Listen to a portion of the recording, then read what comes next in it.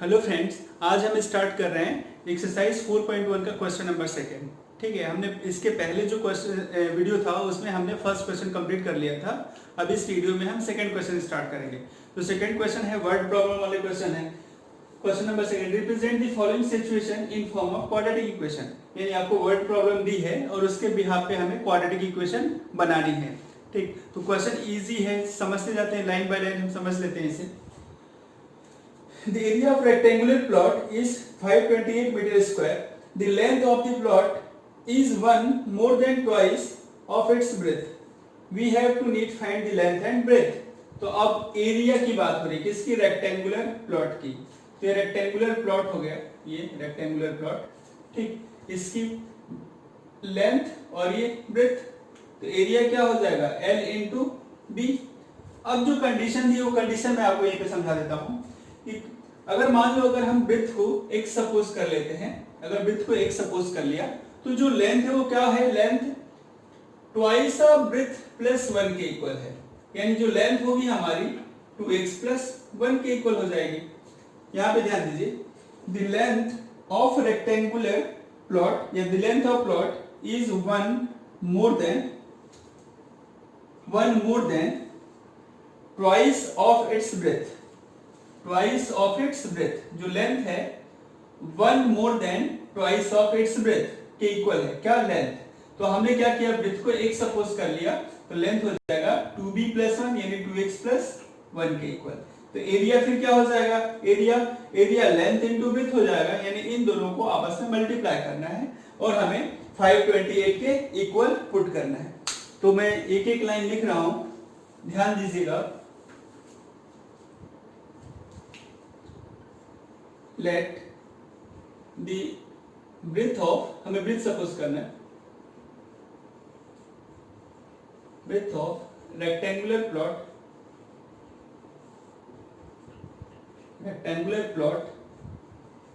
Breath को हम b suppose कर लेते हैं, b is equal to x metre. ठीक है, द लेंथ ऑफ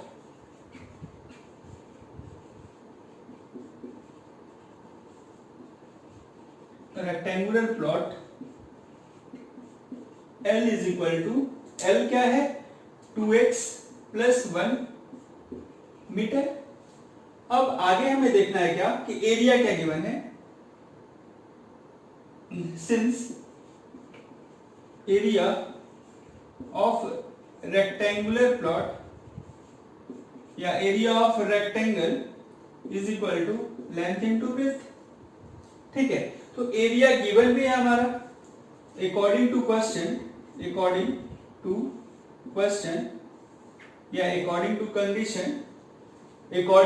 क्वेश्चन क्या है? Length into breadth is equal to, या एरिया हम इसको लिखते हैं, एरिया किसके इक्वल गिवन है? 528 मीटर स्क्वायर। तो एरिया क्या हो जाएगा? एरिया लेंथ इनटू ब्रेथ, दोनों का मल्टीप्लाई, तो दोनों का मल्टीप्लाई हम कर देते हैं। यहाँ पे लेंथ कितना? 2x प्लस 1 और ब्रेथ कितना? x कितना? 528 के इक्वल। तो आगे हम इसे रफ कर रहे हैं, एक स्टेप और बची है, तो मल्टीप्लाई कर दीजिए भैया। यहाँ पे मल्टीप्लाई करेंगे, x का मल्टीप्लाई किया तो ये क्या हो गया? 2x स्क्वायर, x का 1 में मल्टीप्लाई तो x इक्वल टू 528। तो ये रहे 2x square plus x minus 528 equal to 0। ये हमारा आंसर है। ठीक, अभी हम फैक्टर नहीं करेंगे क्योंकि फैक्टर तो हमने सीखा ही नहीं है। नेक्स्ट एक्सरसाइज में फैक्टर करना है, यानी लेंथ और ब्रेथ नेक्स्ट एक्सरसाइज और जो आएगी उसमें हमें फैक्टराइज करना है। तो आपको केवल क्वाड्रेटिक इक्वेशन फॉर्मुलेट करना था, यानी फॉर्म करना था। तो ये इस सिचुएशन के अकॉर्डिंग, ये जो कंडीशन दी है उसके अकॉर्डिंग ये हमारी क्वाड्रेटिक इक्वेशन है। तो इसे नोट डाउन करिए, पहला क्वेश्चन यहाँ पे एंड हो जाएगा। हमें इसे अभी बिल्कुल फैक्टराइज नहीं करना है। ठीक, नोट डाउन करें आप।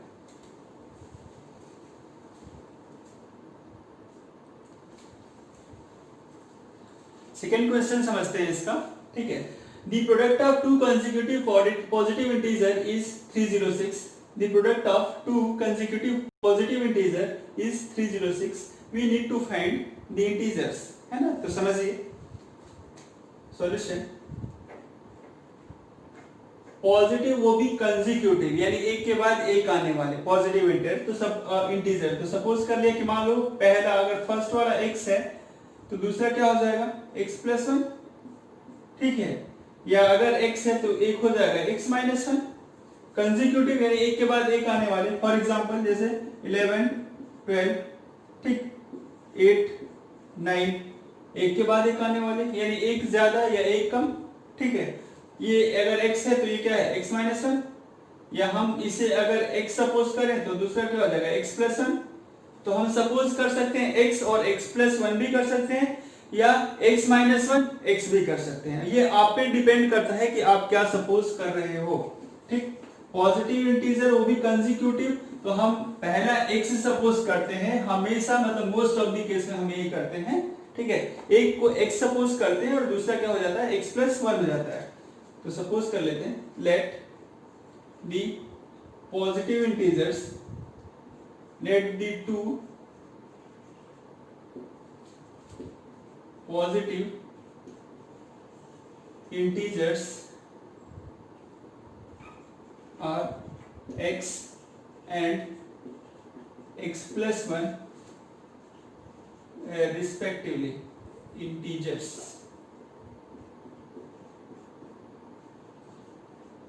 Integers are x and x plus 1 respectively।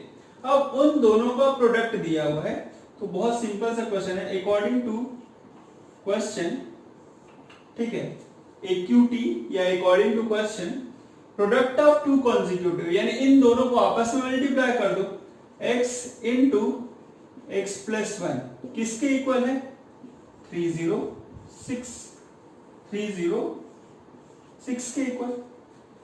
Multiply कर दीजिए अंदर, तो मल्टीप्लाई करेंगे तो x into x, x square, x into 1, तो x equal to 306।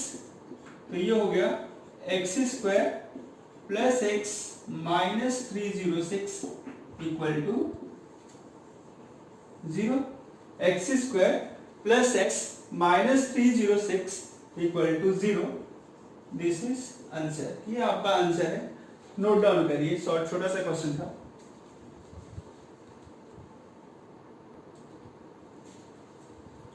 Question number 3, तीसरा क्वेश्चन देखते हैं। तीसरा क्वेश्चन भी देखिए, एजेस वाला है। Rohan mother is 26 year older than him, ठीक है। रोहन की जो मदर है, रोहन से 26 ईयर ओल्डर है, ठीक है, ओल्ड है। The product of their edges 3 year from now will be 360। दोनों की एज का प्रोडक्ट 3 साल बाद, है ना, आफ्टर 3 इयर्स कितना हो जाएगा 360 हो जाएगा। We would like to find the present age of Rohan. तो समझिए सॉल्यूशन। हम इस केस, ऐसे क्वेश्चन जब भी आते हैं तो हम प्रेजेंट एज सपोज करते हैं। Late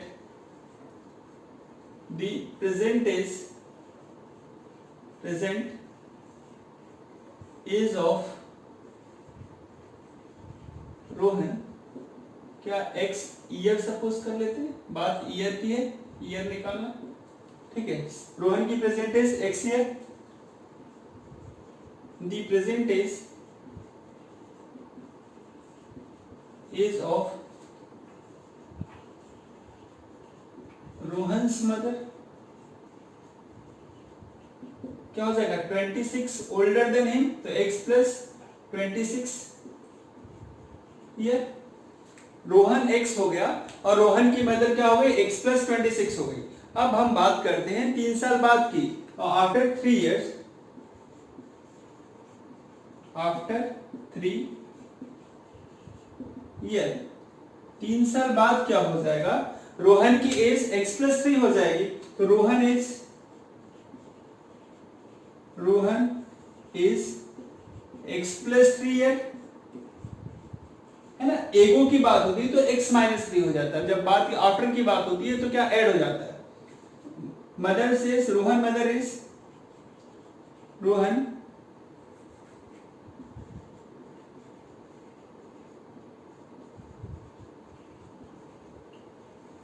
mother is x plus 26 plus 3, तो कितना हो जाएगा x प्लस 29 ये x प्लस 3 हो गया और x प्लस 29 हो गया। अब कंडीशन दोनों की एज का प्रोडक्ट आफ्टर 3 ईयर, तो दोनों की एज का प्रोडक्ट क्या हो जाएगा भाई समझ लीजिए, प्रोडक्ट करना है। तो according to question activity, according to question या अकॉर्डिंग टू कंडीशन, दोनों की एज का product that means x plus 3 into x plus 29 x plus 3 into x plus 29 equal to कितना 360 या 360।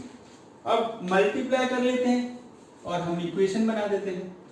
तो multiply x into x square, x का into 29 तो 29x, ठीक है, 3 का इंटू x तो 3x और 3 का इंटू 29 में तो कितना हो जाएगा 9 3 7 3 2 6 87 360 है ना।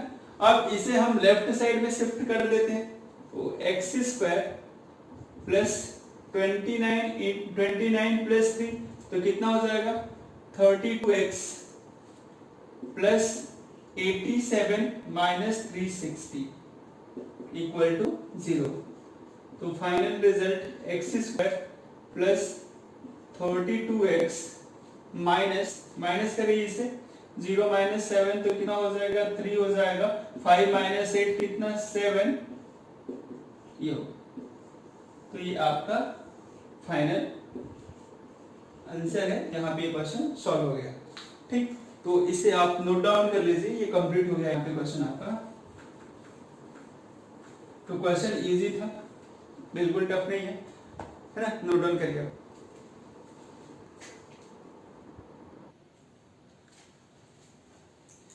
समझिए क्वेश्चन नंबर 4 समझते हैं।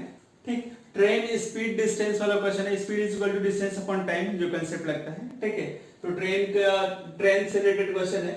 A train travels a distance of 480 km at a uniform speed.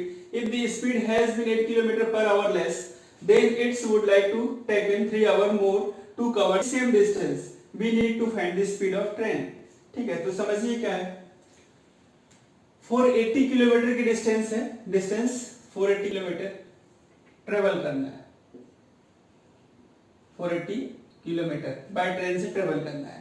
अब उसकी स्पीड हमें निकालनी है जो पता नहीं, तो स्पीड को हम एक सपोज कर लेंगे और टाइम का सब कंडीशन दिया हुआ है ना, टाइम। तो टाइम क्या होता है डिस्टेंस अपॉन स्पीड। ठीक, डिस्टेंस 480 किलोमीटर, स्पीड एक सपोज कर लिया तो time is equal to distance upon speed हो जाएगा फर्स्ट केस में।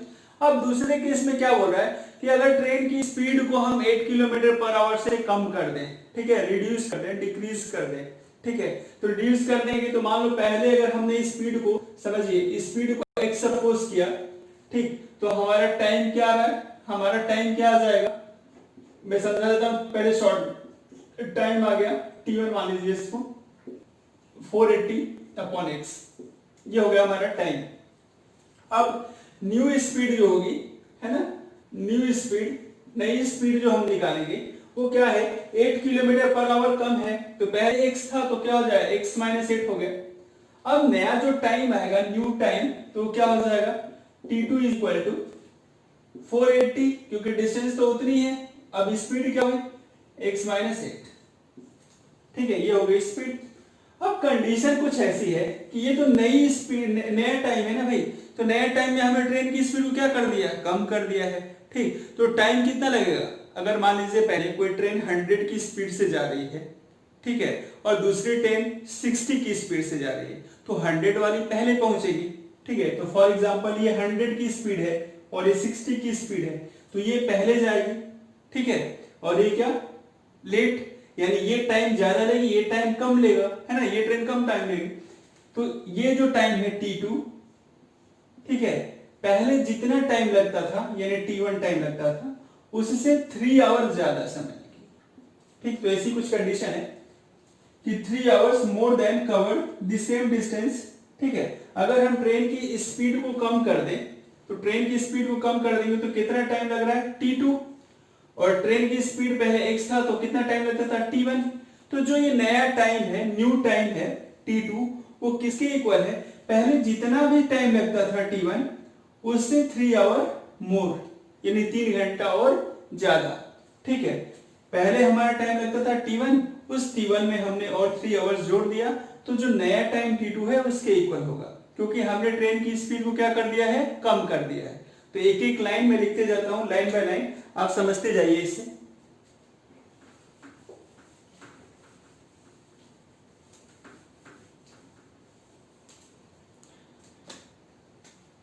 Solution, let the speed of train क्या है, x किलोमीटर पर आवर। हमने ट्रेन की स्पीड को क्या मान लिया, x किलोमीटर पर आवर। अब time taken to cover 480 kilometre, 480 kilometre cover करने के लिए कितना टाइम लगेगा, तो उस टाइम को हम t1 बोल रहे हैं, और t1 क्या, 480 अपॉन में x। ठीक, यहाँ पे खूबसूरत सा फॉर्मूला है ना, बहुत अच्छा formula, t is equal to distance upon speed. जो समय है, डिस्टेंस मतलब टाइम है, डिस्टेंस अपॉन स्पीड के इक्वल है।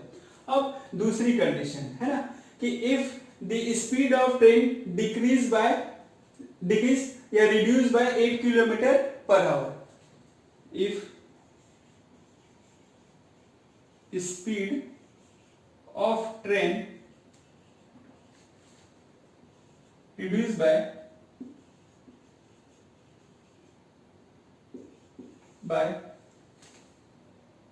8 किलोमीटर पर आवर, तो क्या हो जाएगा, x minus 8 kilometre per hour. ठीक है, तो न्यू टाइम क्या हो जाएगा,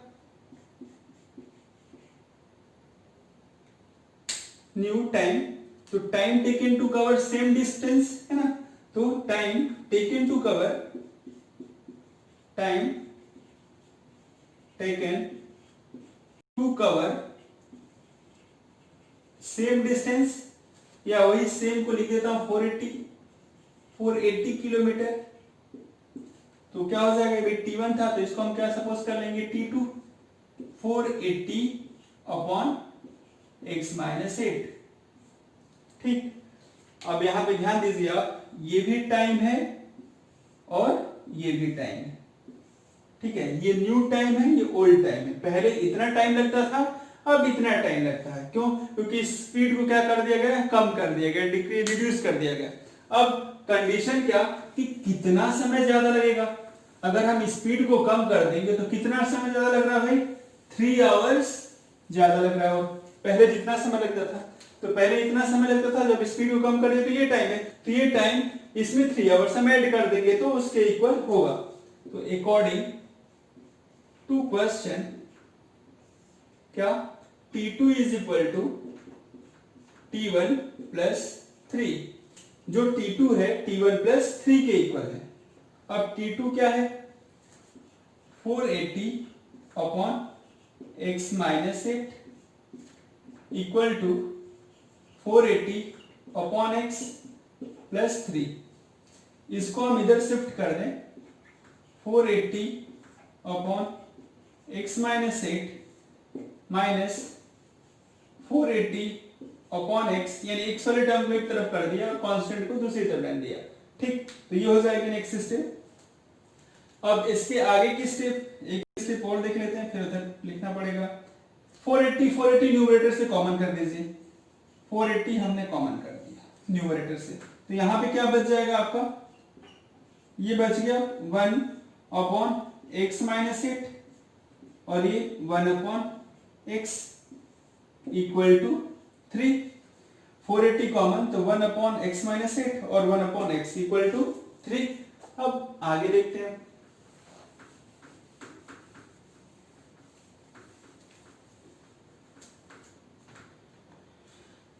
तो नेक्स्ट स्टेप इसकी 480 एलसीएम लेना पड़ेगा भाई। तो एलसीएम तो दोनों ही हो जाएगा 8 माइनस एक्स और एक्स, तो एलसीएम हो गया हमारा x into x minus eight. अब क्रॉस मल्टीप्लाई, तो इसका मल्टीप्लाई इधर कर दीजिए, इन दोनों टर्म का मल्टीप्लाई इधर हो जाएगा, तो ये हो गया x minus eight equal to 3। अब यहां ध्यान दें 480 ये ओपन कर दीजिए, x minus x plus eight, sign चाहिए, माइनस हो जाएगा और ये प्लस हो जाएगा, x minus eight equal to 3। अब ध्यान दे भाई, क्वेश्चन एंड ही होने वाला है बस। अब आप इसको सॉल्व करना है, बस क्वाड्रेटिक इक्वेशन में चेंज करना है आपको, तो क्वेश्चन कंप्लीट हो जाएगा आपका। x से x तो कैंसिल हो गया, तो कैंसिल होने के बाद देखिए क्या है, ये 8 है, तो 480 इंटू 8 इक्वल टू 3 टाइम्स ये 3 है x माइनस 8। ठीक, अब आप चाहो तो डिवाइड कर दें या पहले से सॉल्व कर लें।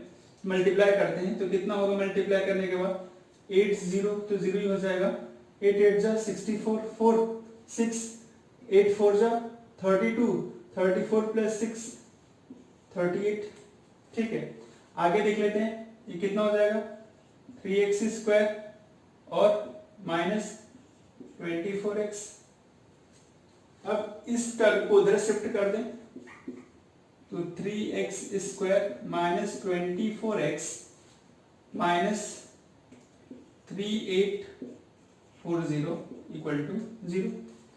अगर हम डिवाइड बाय 3 कर दें, 3 से डिवाइड कर दें पूरी इक्वेशन को, है ना, डिवाइडेड बाय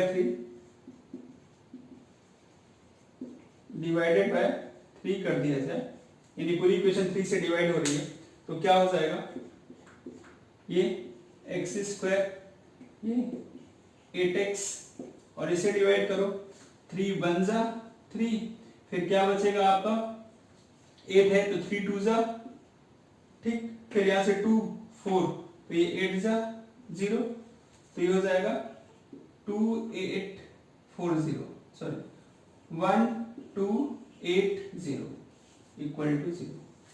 अगर हम पूरी इक्वेशन को 3 से डिवाइड करें तो ये फाइनल रिजल्ट मिलेगा और ये आंसर है आपका। ठीक, तो इसे नोट डाउन कर लीजिएगा।